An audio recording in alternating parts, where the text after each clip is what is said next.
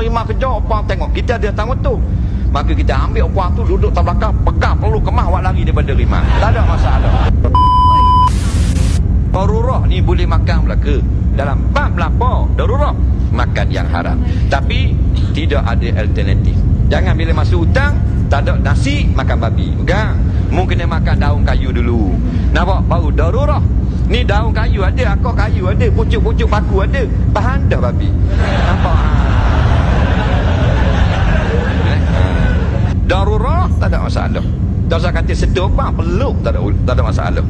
Peluk orang puang. Kita lalu ke tepi sungai. Orang puang awet, dia naik skuter beruk.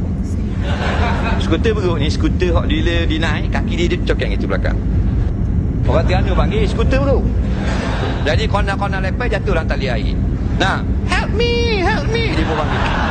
Kita ni pandai berenang. Nah, maka kita terjun pergi ambil dia. Wajib kalau kita pandai berenang. Nah, sebut dalam kitab Yas'alunaka fiddin, siapa pandai berenang dan ada orang lemah, dia tak terjun, kita selamat, berdosa. Maka dia berenang.